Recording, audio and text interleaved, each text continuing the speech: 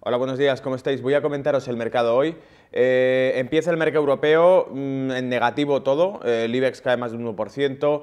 ¿Y qué había ocurrido con respecto a ayer? Pues la reunión que hubo entre Francia y Alemania no parece que concluyese en nada sobre el tema de eurobonos, que es lo que esperaba la periferia. El primer ministro de Bélgica, os recuerdo que hizo unas declaraciones ya a última hora del lunes diciendo que hacía falta llegar a un acuerdo en ese terreno.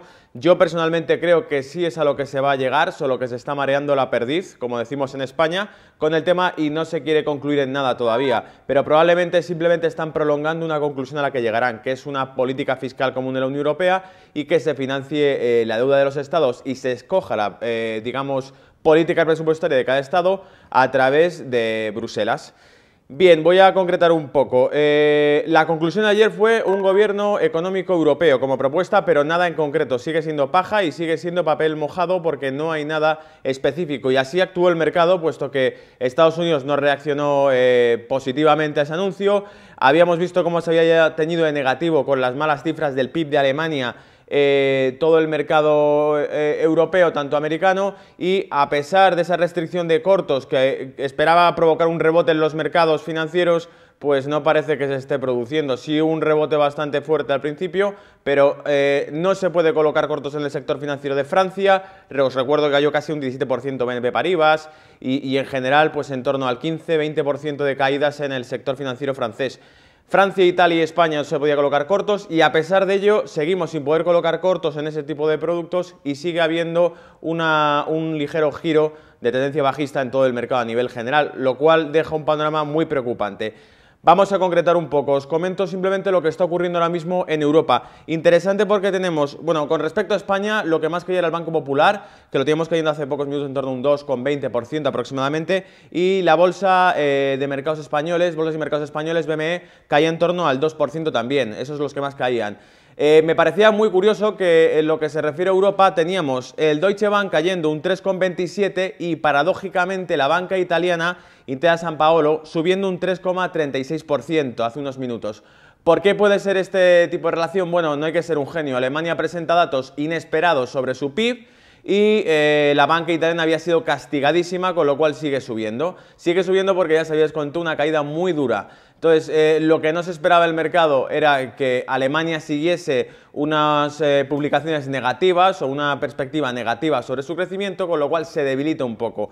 Y por último, Deutsche Börse, si comentaba BME caía un 2%, pues su homólogo, su similar en Alemania, cae un 7,26% también. Entonces, castigado bastante el DAX alemán en la jornada de hoy. Bueno, voy a comentar lo que quería comentar hoy, interesante, puesto que no podemos apostar tampoco ni fiarnos mucho a nivel general de lo que está ocurriendo en el mercado con los bandazos y la altísima volatilidad que está teniendo las últimas semanas. Veo muy interesante el fijarnos más bien en sus divisas.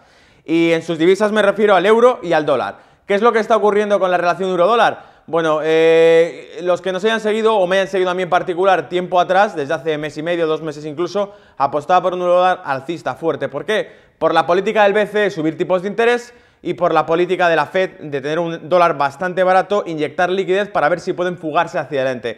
Parece que a la Fed le importa poco la consecuencia que pueda traer poner un dólar barato y lo único que le importa de momento es salir, mostrar en los mercados suficiente liquidez para que salgan del bache que tiene el mercado financiero a nivel general. Estados Unidos parece ser que está llevando un batacazo, la Fed no creo que rectifique en ese sentido, seguirá teniendo un dólar barato, por lo tanto, BCE se comprometió a subir cuarto de punto trimestral, está por ver qué decisión toma ahora que Alemania también se está quedando rezagada, puesto que el problema que tenemos en Europa es la heterogeneidad de estados.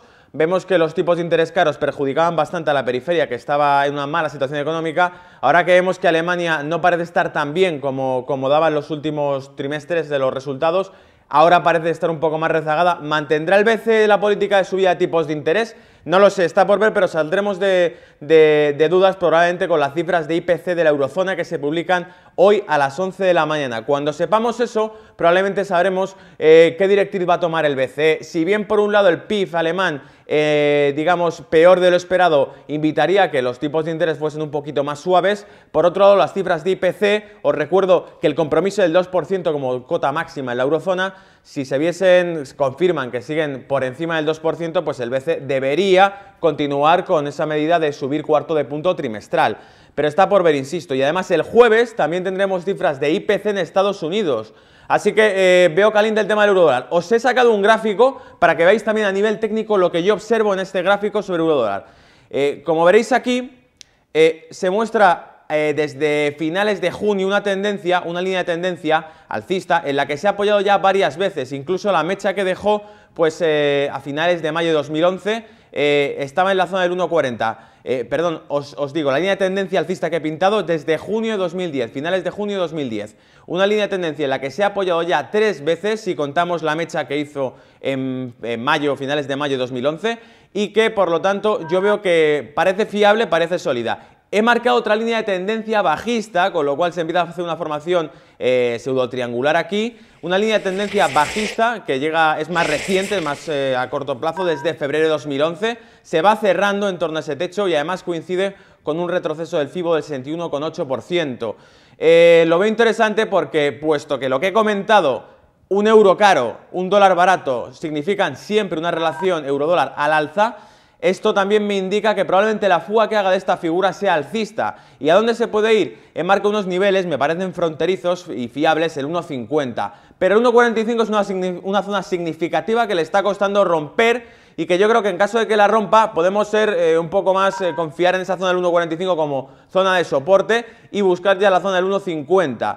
1,50 como una posible zona frontera o un posible objetivo que persiga. El retroceso de Fibonacci del 61,8% parece estar muy cerca, así que estaros atentos a si se rompe ese retroceso, a si finalmente lo está tocando, si finalmente lo supera y está por encima de él. Confío en un eurodólar por encima del 1,45. Creo que si se produce esa ruptura del 1,45 va a irse hacia la zona del 1,50 muy probablemente. Y luego cuando llegue ahí, al que esté directamente largo en eurodólar, le recomiendo quizá hacer coberturas, comprar dólares o simplemente salirse del mercado de divisas y esperar a ver qué ocurre en la zona del 1,50 para ver si bien se rompe, bien baja. Pero estamos hablando también de, bueno, como sabéis, basta que hagan cualquier tipo de declaración o cualquier tipo de conclusión política, cualquier tipo de medida política o la anuncien, que sea sólida, para que el mercado pegue un volantazo. Ni siquiera la Champions League de los mercados financieros, la que tiene mayor liquidez, que es el mercado del Forex, ni siquiera ese parece estable en los últimos tiempos con lo que está pasando. Así que os recomiendo máxima precaución. Me fío de esto simplemente porque es el mercado de Forex y es el que más liquidez tiene y más difícil es que pegue ese tipo de volantazos que nos da la volatilidad, pero a pesar de ello, atentos porque los bancos centrales los últimos meses han dado muchas sorpresas. Entonces, creo que esto, dentro de lo malo, puede ser lo más fiable que encontremos en el mercado de aquí a las próximas semanas. Eso es todo, seguidlo, simplemente saldremos de dudas esta semana sobre si se confirma o no las subidas de tipos y la relación que se puede esperar del eurodólar. Espero que os sirva de utilidad y buenos días.